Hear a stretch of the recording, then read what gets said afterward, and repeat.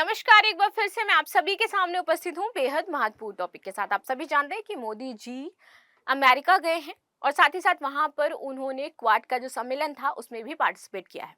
इसी के साथ वहां पर आपका फ्यूचर समिट हुआ था। इस फ्यूचर समिट में क्या क्या बातें कही गई हैं, क्या इंपॉर्टेंट पॉइंट्स पर डिस्कशन किया गया है, इन सारी चीजों के बारे में आज हम यहाँ पर जानने वाले हैं। साथ ही साथ यूएनएससी में संशोधन की भी बात की गई है, उसको भी हम समझेंगे। मेरा नाम है प्राची मिश्रा और संस्कृति आईएएस के इस प्लेटफॉर्म पर आप सभी का स्वागत है। आखिर ये समिट ऑफ फ्यूचर है क्या, कैसे ये आया, कब इसकी बैठक बुलाई गई थी, क्यों महत्वपूर्ण हो जाता है, ये सारी चीजें हमारे एग्जाम के पॉइंट ऑफ व्यू से बहुत ज्यादा इंपॉर्टेंट हो जाती है। तो चलिए बिना किसी देरी के शुरू कर लेते हैं आज का वीडियो।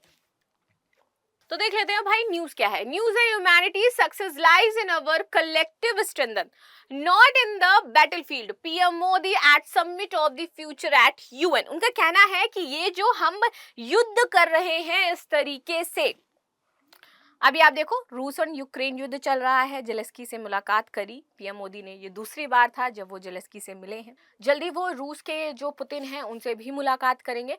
तो ये देखा जा रहा है कि शायद जल्द ही आपका ये जो वॉर है ये एंड हो सकता है।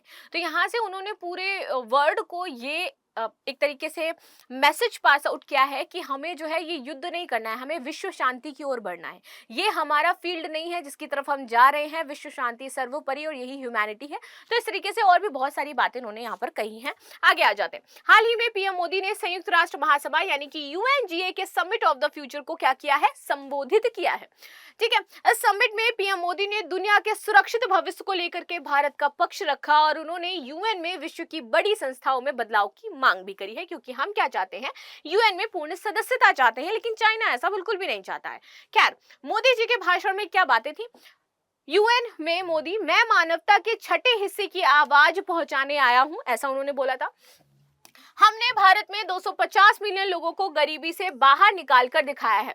सतत विकास सफल हो सकता है। हम इस अनुभव को ग्लोबल साउथ से साझा करने आए हैं कि कैसे हमने जो 250 मिलियन लोग हैं उनको गरीबी से बाहर निकाला और कैसे हम सतत विकास की तरफ आगे बढ़ रहे हैं, ताकि जो ऐसे देश हैं जो ये लक्ष्य रखते हैं तो वो भी उसको अपना पूरा कर पाए। वैश्विक शांति और सुरक्षा के लिए आतंकवाद बड़ा खतरा है। अब समुद्र स्पेस भी संघर्ष के नए मैदान बन रहे हैं।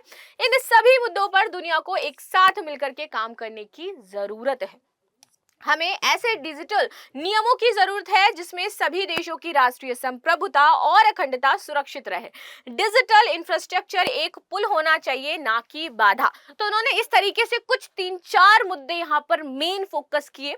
Which is technology, which is internet, which is digital platform. Second is that कि कैसे भारत इन सारी चीजों पर वर्क कर रहा है और सतत विकास का जो हमारा लक्ष्य है वो कैसे पूरा हो सकता है।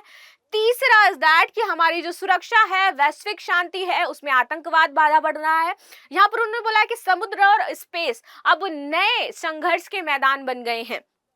तो टेक्नोलॉजी हमें विकसित करनी है, स्पेस की बात की जा रही है यहाँ पर। तो इन सारी चीजों पर हमें काम करना है, उसके लिए एक साथ आकर के वर्क करना है। और यहाँ पर स्पेस का मुद्दा मोदी जी के द्वारा क्यों उठाया गया, रीजन हमारे भी कुछ लक्ष्य हैं भाई 2040 तक, ठीक है, 2035 तक वीनस मिशन, चंद्रयान 4। तो इस पर भारत वर्क कर रहा है क्योंकि हम भी अपना अंतरिक्ष में एक स्टेशन स्थापित करना चाहते हैं, जो कि इंडिया का पहला ऐसा स्टेशन होगा और हमारा मानव मिशन भी है जिसको हम लॉन्च करना चाहते हैं। तो इसमें भारत चाहता है कि और भी देश उसकी यहाँ पर सहायता करें। चलो आगे आ जाते हैं। समिट ऑफ फ्यूचर क्यों हो रहा है। देखिए, ये समिट 3 साल की देरी से हो रहा है। इसको होना चाहिए था 2021 में।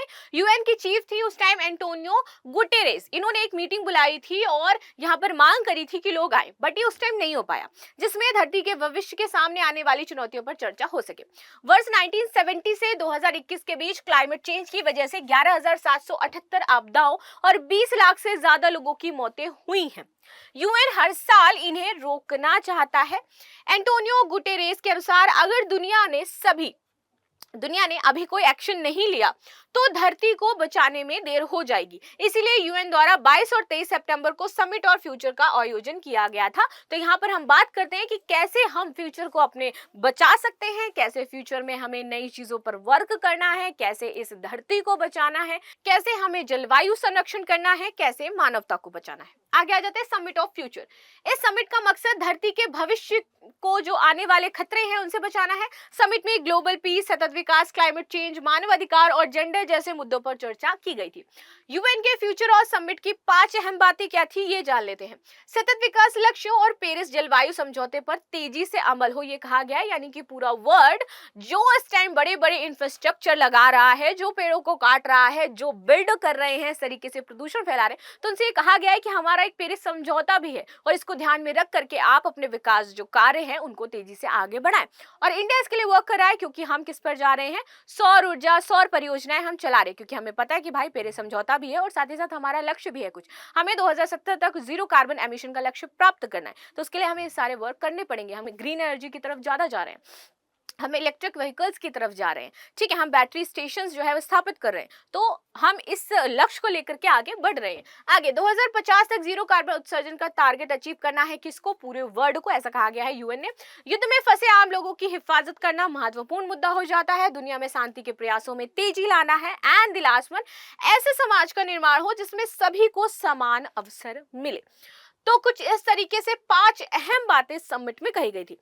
Last but not the least आपका क्वेश्चन ये है कि हाल ही में समिट ऑफ फ्यूचर का आयोजन किस संगठन द्वारा किया गया था? वर्ल्ड बैंक, अंतर्राष्ट्रीय मुद्रा कोष, यूनेस्को या फिर संयुक्त राष्ट्र महासभा? तो आप सभी मुझे कमेंट में आंसर जरूर दीजिएगा। मिलते हैं नेक्स्ट क्लास में, तब तक के लिए धन्यवाद। लाइक शेयर सब्सक्राइब करना बिल्कुल भी ना भूलें and thank you so much.